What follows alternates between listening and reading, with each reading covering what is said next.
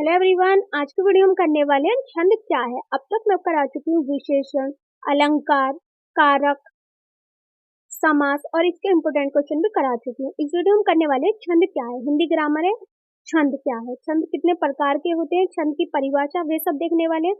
Friends, video पसंद आई video को like and subscribe करना ना भूलें, साथ में बेल आइकन को प्रेस करें ताकि हर वीडियो के लेटेस्ट अपडेट आपको टाइम पर मिलती है। तो वीडियो पसंद आ रही है तो वीडियो को अंत तक जरूर देखना ताकि आपसे यही कॉन्सेप्ट है मिस ना हो। तो स्टार्ट करते हैं, लेट्स गेट स्टार्ट। छंद क्या है, पहले देखते हैं छंद की परिभाषा। अक्षरों की संख्या, मात्रा, गणना, गति को क्रमबद्ध तरीके से लिखना छंद कहलाता है। क्या कहलाता है? छंद किसके आधार पर कराया सकता है? संख्या के आधार पर, मात्रा के आधार पर, गणना और गति के आधार पर। उसे क्या कहा जाता है? छंद कहा जाता है। छंद छंद शब्द की उत्पत्ति किससे हुई है? चांद से। चांद धातु से बना है जिसका अर्थ होता है खुश करना। छंद शब्द का क्या अर्थ होता है? चांद धातु से बना है जिसका अर्थ होता है खुश करना, जैसे कि चौपाई, दोहा, शायरी आदि। छंद, आपको छंद की परिभाषा जैसे अच्छी लगती है वैसे कर सकते हैं याद। पहले मैंने कहा किसके आधार पर होती है छंद की परिभाषा? अक्षरों की संख्या, मात्रा, गणना और गति को क्रमबद्ध तरीके से लिखना ही छंद कहलाता है। और छंद किससे बना है? चंद धातु से मिलकर बना है जिसका अर्थ होता है खुश करना। दूसरी तरीके से देखें छंद की परिभाषा, वर्णन, मात्रा के नियमित विन्यास से यदि आनंद उत्पन्न होता है तो उसे विशिष्ट कहा जाता है। क्या कहा जाता है? कि मात्राओं के नियमित विन्यास से यदि आनंद उत्पन्न हो, मतलब खुशी उत्पन्न हो, तो उसे क्या कहा जाता है? छंद कहा जाता है। जैसे कि नोट देखें, छंद का दूसरा नाम क्या है? पिंगल भी है। ये पिंगल ऋषि के नाम पर दिया जो छंद शास्त्र के आदि प्रोदाता थे। छंद की प्रथम चर्चा किससे मिलती है? ऋग्वेद से मिलती है। उदाहरण देखें तो जय हनुमान ज्ञान सुन सागर, जय कपीस पीहू लोक उजागर, रामदूत अतुलित बल धामा। तो किससे संबंधित हो रही है? संख्या के आधार पर भी, मात्रा और गणना के आधार पर ही इसको उदाहरण के माध्यम से हम समझ सकते हैं। नेक्स्ट है छंद। छंद क्या है?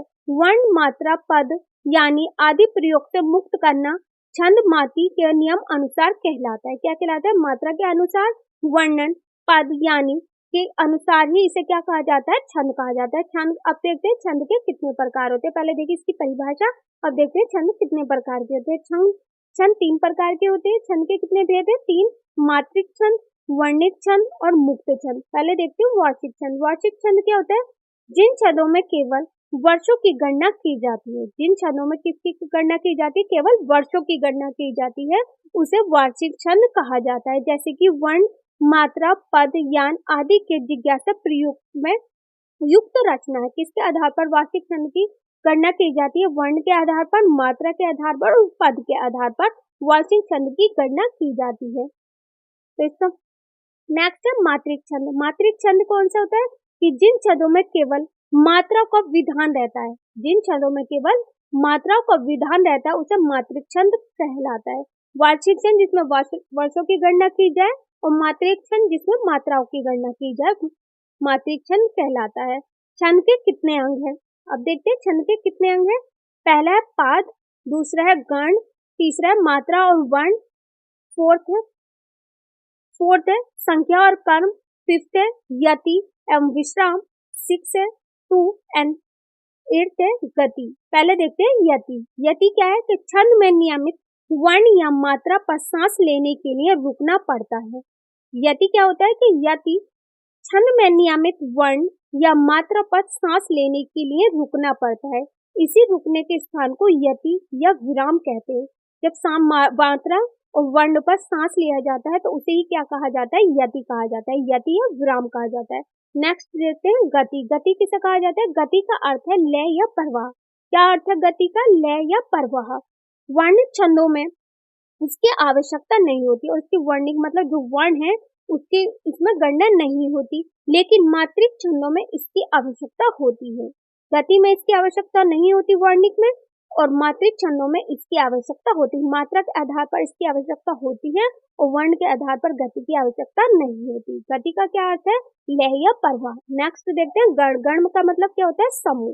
तीन मात्रिक वर्णों के समूह को गण कहते हैं। तीन जो मात्राएं जो होती है उसे क्या कहा जाता है? समूह कहा जाता है। जैसे कि गणों की संख्या 8 होती है और गणों की संख्या मतलब समूह की संख्या कितनी हो सकती है? 8 होती है। इनके नाम है जैसे कि तीन वर्णों के आदि, माध्य और अंत में कहाँ लघु और कहाँ दीर्घ होगा, इसे समझने के लिए निम्नलिखित सूत्र को स्मरण रखें। तो गण क्या होता है? गण मतलब समूह के 3 मात्रिक वर्णों के समूह को ही गण कहा जाता है। और गणों की संख्या कितनी होती है? 8 होती है।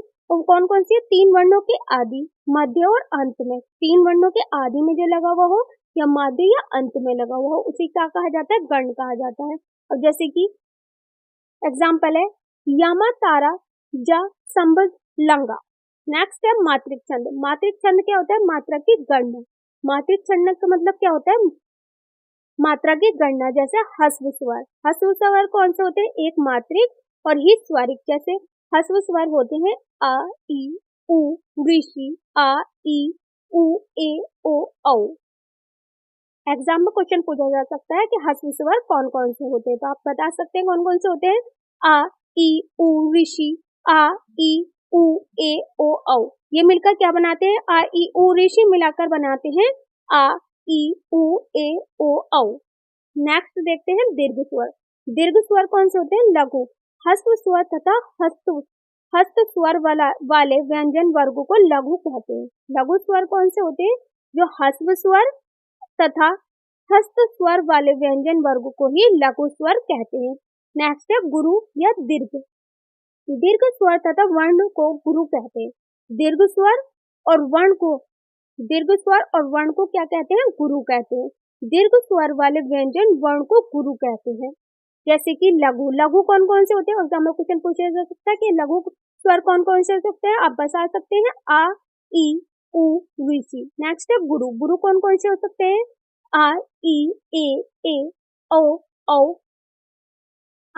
अनुस्वर और विसर्ग। ये कौन से स्वर होते हैं? गुरु स्वर। नेक्स्ट है मात्रिक छंद। मात्रिक छंद कौन कौन से? इसके भी भेद है। मात्रिक छंद के 3 भेद होते हैं, सममात्रिक, अर्ध सममात्रिक और विषम मात्रिक। मात्रिक छंद के 3 भेद होते हैं, सममात्रिक, अर्ध सममात्रिक और विषम मात्रिक।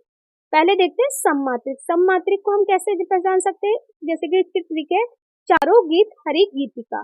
जैसे चा का मतलब क्या होता है? चौपाई। चौपाई कितने होते हैं? चौपाई की कितनी मात्रा होती है? 16। रो का मतलब होता है रोला। उसमें कितनी मात्राएं होती है? 24। एग्जाम में क्वेश्चन पूछा जा सकता है कि चौपाई की कितनी मात्राएं होती हैं, तो आप बता सकते हैं आप बता सकते हैं 16। नेक्स्ट रो का मतलब होता है रोला और इसकी कितनी मात्राएं होती है? 24। गीतिका की कितनी मात्रा होती है? 28 और गीतिका की 26। तो सममात्रिक कौन सा होता है? चौपाई, रोला, हरिगीतिका और गीतिका। ये कौन से होते हैं? सममात्रिक होते हैं। अब नेक्स्ट देखते हैं चौपाई। चौपाई मात्रिक समछंद है। प्रत्येक चरण में मात्राएं 16 - 16 होती है। कितनी होती है? 16 - 16 होती है चौपाई में। चरण 4 इस तरीके से होती है। 1 1 फिर 2 होती है। ये एस जो है 2 के रूप में लिखा जाता है। फिर 1 फिर 2 फिर 1 1 1 फिर 2 1। इस तरीके से हम लिखते हैं इसे चौपाई को। उदाहरण देखते हैं। जैसे कि उदाहरण है निरिक्त सिद्ध साधक अनुराग। तो इसमें कितनी मात्राएं हैं? 16 मात्राएं हैं। सहज सिहनु सराहन लागे। इसमें भी 16 मात्राएं। हर लाइन में कितनी मात्राएं होती है? 16 - 16। सहज सहनु सराहना लागे, सूरज फिर से है मुस्काया, को यालिया ने गान सुनाया। इन सभी उसमें लाइनों में कितनी कितनी मात्राएं होती हैं? 16 मात्राएं। अब गिन भी सकते हैं कैसे होती है? अब गिन भी सकते हैं जैसे कि 1 2 3 4 5 6 7 8 9 10 11 12 13 14 16। तो हर लाइन में कितनी मात्राएं होती है? 16 मात्राएं। तो वो कौन सा कहलाता है? चौपाई। नेक्स्ट देखते हैं रोला। रोला क्या होता है? मात्रिक समछंद, जिसमें कितनी मात्राएं होती है?